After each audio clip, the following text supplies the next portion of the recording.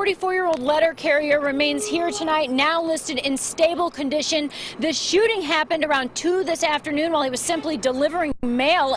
Another blow to the world of entertainment today. Now, Old Monroe's mayor says their main concern is future rain, but as far as here in Winfield at the high school, if you take a look over here, you can still see some activity in the background. They will continue to take out sandbags to that levee. The economy has certainly held up financing, but today the Cards, the city, and the developer announced that they have come to a new deal to develop this piece of land you see behind me. And easy to get out, not raining outside. It's a nice night out, right? They say they don't know what sparked today's incident, but they do know 2 cars were going down 70, one firing at the other.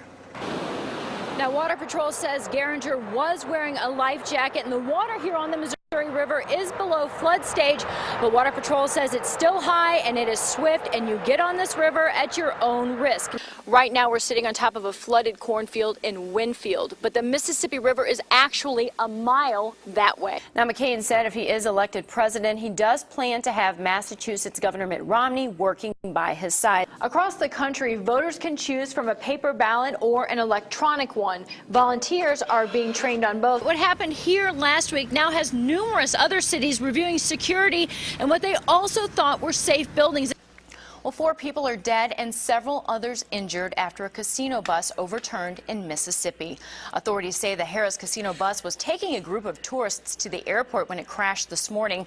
The accident happened in an area with several casinos along the Mississippi River in the northwest corner of the state.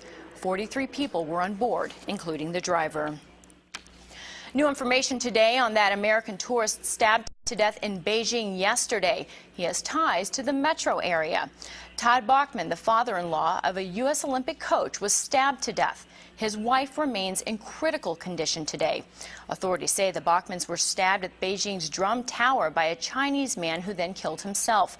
According to published reports, Todd Bachman was chairman of the board of Hortica Insurance based out of Edwardsville, Illinois. Well, the 29th Olympiad is underway in Beijing, China. That's after a spectacular 4-hour opening ceremony kicked things off. It's being called the largest and most expensive opening ceremony in Olympic history. A worldwide audience estimated at 4 billion people tuned in to see the more than 30,000 fireworks. Now, the date, 8808, is significant because in Chinese culture, the number 8 represents prosperity and confidence. This is the first time China has ever hosted the Olympic Games. A total of 8 people were exposed and started showing up at 3 area emergency rooms today. Now, some were complaining of respiratory problems. Then ER staff realized they had been exposed to nitroaniline, a potentially deadly chemical. Now, that's when St. Anthony's Hospital and DePaul Hospital were shut down and hazmat was called in. This was the scene today at St. Anthony's Hospital in South County and DePaul Hospital in Bridgeton. No one let in or out of the emergency rooms. I said, how do we get in? And they said, you can't. They're closed down. That we had to go to another hospital. We just don't know where we're going to go now. I guess we're going to urgent care. Emergency responders say about 25 people in the ER were exposed at St. Anthony's Hospital after 3 people showed up here suffering respiratory problems and with white powder on them. One of the individuals apparently was fairly serious. We had other people that were exposed.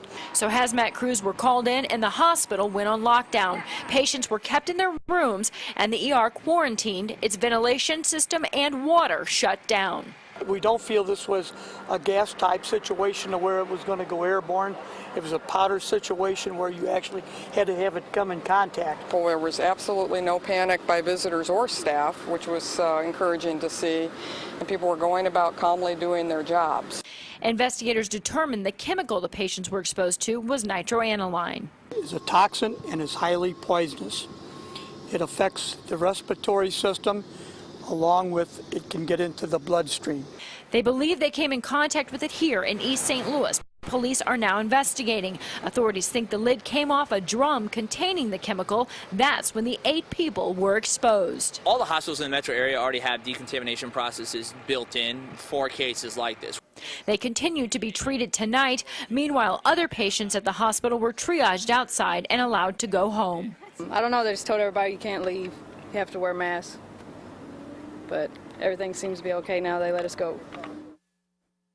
Now, one person also went to Barnes Hospital. No word on their condition, but the ER there is operating tonight. However, St. Anthony's and DePaul ERs are still closed tonight as they undergo decontamination. The description at that time. It's Friday night in St. Louis. Officers with the crime suppression unit are hitting the streets, and we're going along. We start off in Lafayette Park. A woman was recently attacked and robbed here. Now 2 female undercover officers hope the attacker returns. We have fixed posts throughout the park and on the corners, and there's people shadowing them inside the park. It's an old tactic taken to new levels and producing more arrests. Police use surveillance like this to target hotspots. Although they don't get a hit every time, they say it's working. Now, although the decoys made it around Lafayette Park twice, nothing transpired there. So now we're heading out with the anti-crime unit. They target auto thefts. This team's been in place for a few years, but its tactics were so successful and the city saw such a significant drop in auto thefts, the new CSU is modeled after it. Our first year in business, we had approximately a 25% drop. Second year, it went down to about 18, and it just continually has gone down since August of '03. Detectives say they hope the entire CSU will soon show results like what we saw firsthand. The unit starts out searching for stolen cars listed on this hot sheet. They patrol neighborhoods known for car recovery. The tactic consistently comes through, even on this night. A stolen car is spotted and unmarked units come in from all areas of the city. We tail the target down Interstate 70, then Kings Highway. The driver has no idea. Yeah, we're stopped at the light at Lexington and Kings Highway, still southbound. Appears there's only one occupant. So this is a stolen car in front of us? Right. We follow, but don't want to be spotted, so another unit picks up the tail when the suspect turns off into a neighborhood. As he stops to pick up 3 passengers, detectives are setting up spike strips ahead of him. The plan is to flatten his tires and stop the car if he takes off. Officers hitting his lights. If they don't pull over, they're going to get spiked. So they spiked him twice. So all 4 tires should be down. Get your running shoes on. Right, they're cutting north from the north alley of Denrite. Just let me out here. The 4 flee the car and run, but detectives are right behind them. One is caught in an alley, and another is found hiding in a backyard. The third is picked up in a nearby park, and detectives have an ID on the 4th. They say the driver is a repeat offender. It's a lot of commotion for a car theft. Officers say there's a reason. They all graduate from simple larceny to auto theft to more violent crimes. Gabrielle Biondo, CW11 News.